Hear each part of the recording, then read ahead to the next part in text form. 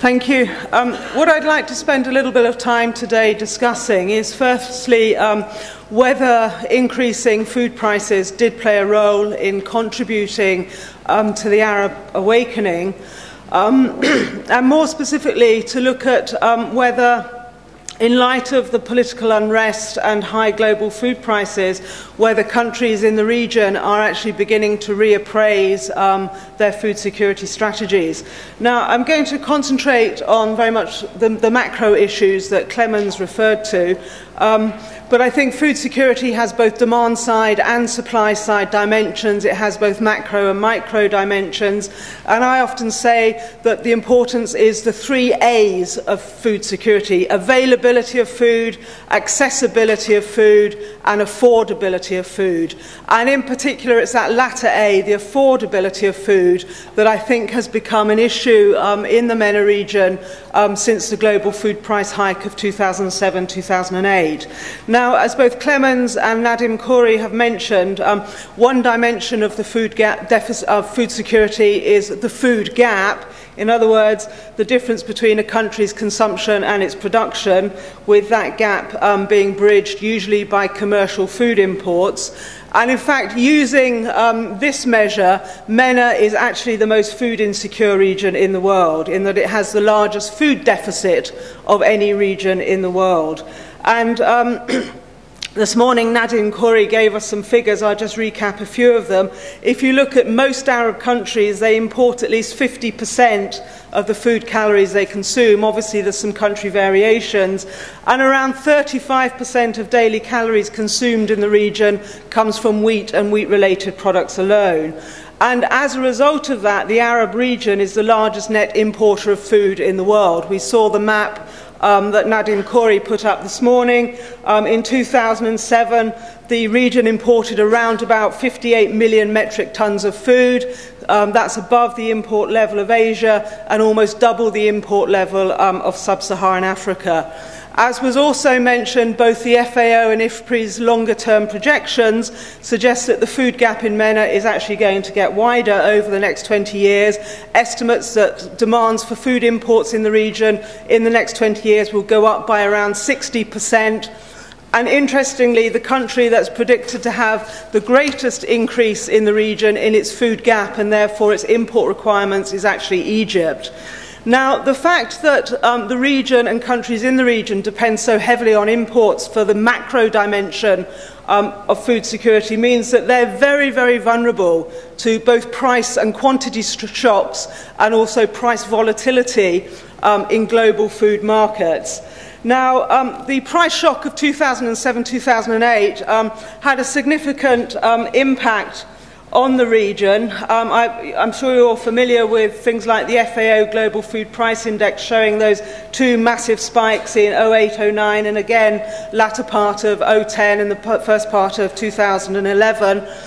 If you look at some of the economic impacts in the region, in 2008, inflation in the MENA region was double the global average, largely prompted by increasing food prices.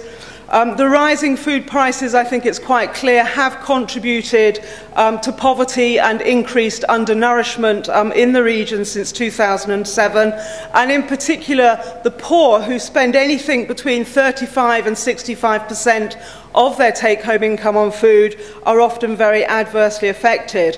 And I think it's quite significant that the poverty indicators alone do not fully address the problem, in that in a number of countries, for example Egypt and Morocco, there are very large numbers of people living just above the poverty line, and therefore they are highly vulnerable to small shocks such as increasing prices of food. It's not just the poor, however. If you look at spending by the middle classes, this is data taken from Credit Suisse looking at expenditure by Egypt's middle class, and you will see there that the middle class in Egypt spends over 40% of their take-home income on food. Looking more generally at average figures for countries in the region, you can see that the average expenditure on food in countries like Tunisia, Egypt, Morocco, Jordan, Algeria is 35 to 40% is the average expenditure of take-home income on food, compared, for example, to 6.9%, which is the average for the United States. So clearly, with such high percentages of income spent on food in the region and such high reliance on imports, there is a very, very serious concern about global price increases of food on the living standards in the region. Now, I will argue, or I believe, that increasing food prices in the region, I mean, this is a very graphic image that even if you dispute the role played by food prices, these sorts of images in the media have had a profound impact on policymakers in the region.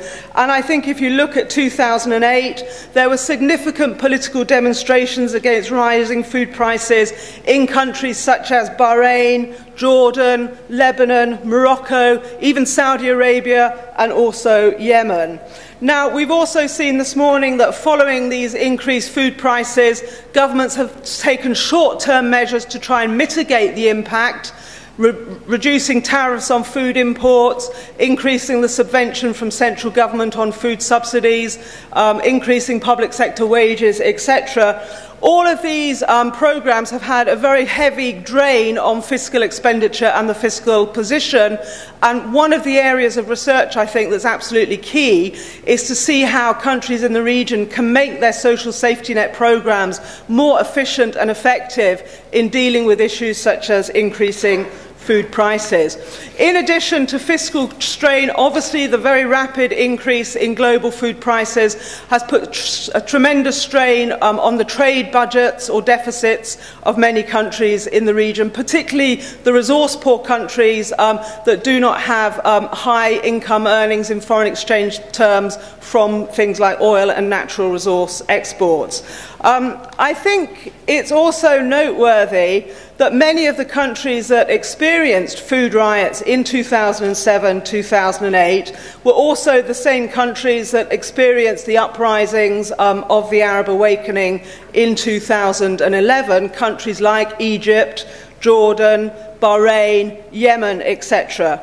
And the Western media, to some extent, has portrayed many of these uprisings as predominantly political uprisings, but I think they do have very important socio-economic underpinnings as well. And I think the increase in food prices was one of the final nails in the coffin of many of these repressive regimes that were essentially failing to deliver on the old implicit social contract with their citizens. Heba Handousa this morning said that in Egypt, the quality of state provision of welfare services such as health and education has been deteriorating over the last decade. And I think we reached a stage in 2011 when citizens, quite simply, were fed up with repressive regimes that were also failing to deliver on the social contract. And as has already been mentioned this morning, it's quite interesting that economically, the MENA region has weathered the triple crisis, the fuel, finance and food crisis, relatively well compared to other regions. Growth for MENA between 2000 and 2010, the regional average was over 4.5%, and many countries like Tunisia and Egypt have been growing quite rapidly in the last 5 or 6 years. But what's becoming increasingly clear... What's becoming increasingly clear is that the growth that's been experienced was certainly not inclusive and pro-poor growth. And that has led to growing inequalities and dissatisfaction amongst large sectors of the population. Now, if you look at countries like Egypt, like Tunisia, if you take Egypt in the first quarter of 2001, Egypt had one of the highest rates of food price inflation of any country in the world. Likewise, if you look at food prices in Tunisia and Jordan, in response to protests in January, it was quite interesting that Ben Ali, just before he fell, promised to reduce the price of staple foods such as sugar, milk and bread, but that came too late to save his regime. On the day that Ben Ali actually fled from Tunisia, there were protests across Jordan at rising food prices and also unemployment in what was called the Day of Rage. And in response, King Abdullah slashed food prices and announced £140 million in the 2011 budget to subsidise bread alone. Now, there's other evidence, such as IFPRI's own report on the economics of the Arab awakening, that provides, I think, a further basis for this argument. But I want to now qualify it in two very, very important ways. Firstly, I don't in any sense want to imply that the Arab Spring or the Arab Awakening is simply citizens of this region wanting cheaper food. I think that denigrates and downplays many of the issues at the heart of the uprising, such as fundamental human dignities, human rights issues, and a desire for true political freedom. I would argue it was one trigger factor amongst very, very many. Secondly, there's obviously the issue of causation. It's very difficult to actually prove that food prices played a trigger role. Obviously, there are countries that have had very high rates of food price inflation. Lebanon, for example, in 2008 had food price inflation of nearly 20%, but didn't see the same Arab awakening. So these are two important issues. But what I think is important is that a perception that food price increases and heavy dependence on the market has led, I think, a slight reorientation of strategy in the region. A concept is beginning to emerge in MENA of food sovereignty. I've already mentioned the perception that a heavy reliance on global markets can have domestic political ramifications if a government is unable to control domestic food price inflation. But secondly, I think with new regimes coming to power in the region, which possibly will not have the same pro-Western foreign policy of the old regimes that have been toppled, the geopolitics of international food markets is becoming very important. If you look at the supply of cereals on world cereal markets, there are 5 main suppliers alone that account for nearly 75% of all cereals traded on global markets: Argentina, Australia, Canada, the EU and the USA. And as new regimes come to power with possible different foreign policy attitudes towards Western governments, I think this geopolitics of food is also going to become increasingly important. And in response, the desire for greater sovereignty over food supplies in the region is pushing policymakers in two directions. Firstly, in many countries, we're beginning to see policymakers thinking seriously again about reprioritising domestic food production. Even though, from a purely economic point of view, in many of the countries concerned, such as Jordan, Qatar, even here in Lebanon, the economics of that, in terms of rational allocation of scarce resources, do not necessarily make sense. But from a political point of view, it may actually represent a viable strategy. The second approach is obviously the land acquisition overseas, with countries like Saudi, even Egypt and Jordan considering these sorts of land acquisitions to bypass global markets. A third option, which I think has not received so far a great deal of attention from policymakers in the region, is looking at ways in which the MENA countries and the region as a whole can actually strengthen their position in global food markets, particularly through a more cooperative regional approach.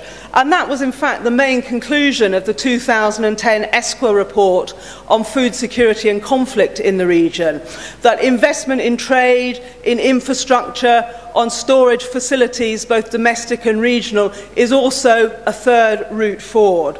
So I think my prediction is that the issues of food security in this region, as we move forward in the aftermath of some of the political transitions taking place, is that the political dimension, both domestic and geopolitical or international, is actually going to play an increasing role in food security strategies, which cannot be looked at from a purely economistic point of view. I think the role of the economist, which is what I am, is to point out some of the opportunity costs of pursuing policies such as more domestic grain production. And I'm working on that specifically in the context at the moment of Lebanon and Jordan.